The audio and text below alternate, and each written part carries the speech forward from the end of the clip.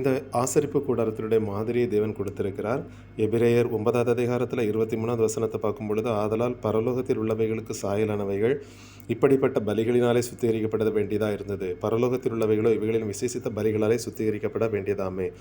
இது தேவன் மோசையை கொண்டு மோசையின் வழியாக ஆசரிப்பு கூடாரத்தை நிறுவும்படியாக தேவன் கொடுத்தார். இங்கே பார்க்கக்கூடிய நேரத்தில் பலிபீடம் பிரகாரத்தில் தேவன் கொடுத்திருக்கிறார். வெளிப்பிரகாரத்தில் அதுக்கு உள்ள பார்க்கக்கூடிய நேரத்தில் பரிசுத்த ஸ்தலம், அங்கே சமூகத்தப்ப மேஜை, பொன் குத்து விளக்கு இருக்குது, தூபபீடம் இருக்குது, மகா பரிசுத்த ஸ்தலத்தில் இருக்குது. அங்கே உடன்படிக்கை பெட்டியை தேவன் வைத்திருக்கிறார். அந்த உடன்படிக்கை பெட்டியில் என்ன இருக்குதுன்னா மண்ணா இருக்குது. அதை மண்ணா வைக்கப்பட்ட பொற்பாத்திரம் இருக்குது. ஆரோனுடைய தளிர்த்த கோல் உடன்படிக்கையினுடைய கற்பலைன்னு அதுக்கு உள்ள தேவன் வைத்து, அதற்கு மேலே ஒரு கேருபினை வைத்து தேவன் ஒரு கிருபாசனம் என்கிற ஒரு ஸ்தானத்தை வைத்து அதில் தேவன் வாசம் பண்ணுகிறவராக இருக்கிறார். இப்படி பார்க்கும் பொழுது இது ஆசரிப்பு கூடாரத்தினுடைய மாதிரி மோசையை கொண்டு தேவன் கொடுத்திருக்கிறார். இந்த உடன்படிக்கை பெட்டி இருக்கக்கூடிய அந்த மகா பரிசுத்த ஸ்தலத்தில் ஆசாரியன் மட்டும்தான், அதாவது 2ஆம் கூடாரமாக தேவன் அதை அடையாளப்படுத்தியிருக்கிறார். 2ஆம் கூடாரத்திலே பிரதான ஆசாரியன் மாத்திரம் வருஷத்திற்கு ஒரு முறை இரத்தத்தோடு பிரவேசித்து அந்த இரத்தத்தை தனக்காகவும் ஜனங்களுடைய தப்பிதங்களுக்காகவும் செலுத்துவான். இது வருஷத்தில் ஒரு முறை தான் அந்த மகா பரிசுத்த ஸ்தலத்தில் போக முடியும். அப்போ பரிசுத்த ஸ்தலத்தில் ஆசாரியன் அங்கே ஆராதனைகளுக்கு எடுத்த காரியங்களை அங்கே செய்யும்படியாக இருக்குது. அப்போ இந்த ஆராதனை, அதாவது பரிசுத்த ஸ்தலத்துக்கு உள்ளே போகணும்னா யாரும் நேரே அங்கே உள்ளே போக முடியாது. காரணம், அதுக்கு பலிபீடத்தில் ரத்தம் சிந்தி மாமிசம் தகனித்து அதன் பிறகு பரிசுத்த ஸ்தலத்தில் தேவனுக்கு தூபம் போட முடியும். அதுக்கப்புறம் மகாபரிசுத்த ஸ்தலத்தில் பிரதான ஆசாரியன் வருஷத்துக்கு ஒரு முறை அங்கே போக முடியாது இருக்குது.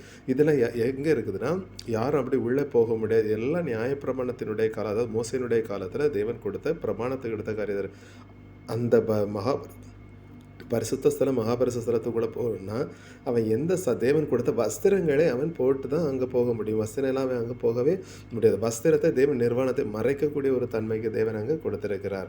அப்போ ஏதேன் தோட்டத்தில் இழந்த நம்ம, அதை தேவசாயர் இழந்த தேவன் நம்மை திருப்பியும் அவரோடு கூட இணைக்கும்படியாக இருக்குது. அதாவது அந்த வஸ்திரங்களை நமக்குள்ளே போட்டு நம்மளுக்கு தேவன் தரித்தவர்களாக மாற்றி நம்மளை என்ன பண்ணுறாரா, நம்மை திருப்பி அவருடைய அந்த மகாபரிசுத்த ஸ்தலம் என்கிற அந்த பரலோகத்தில் நம்ம திருப்பியும் இணைக்கிறவராக இருக்கிறார். அப்போ அந்த இடத்துக்கு நான் போகணும் அப்படிங்கக்கூடிய நேரத்தில் என்னை தேவன் என்ன பண்ண, குமாரனுடைய சாயலை எனக்குள் பூரணப்படுத்தி அந்த மகாபரிசுத்த ஸ்தலம் என்கிற அந்த பரலோகத்தில் என்னை தேவன் கூட்டி கொண்டு போகிறவராக இருக்கிறார். இப்போ காரணம் என்னன்னா, ரோமர் 7வது அதிகாரத்தில் 1வது வசனத்தை நம்ம பார்க்கும் பொழுது, நியாயப்பிரமாணத்தை அறிந்திருக்கிறவருடனே பேசுகிறேன், சகோதரர் ஒரு மனுஷன் உயிரோடு இருக்கும்போது நியாயப்பிரமாணம் அவனை ஆளுகிறதுன்னு அறியாமல் இருக்கிறேன்.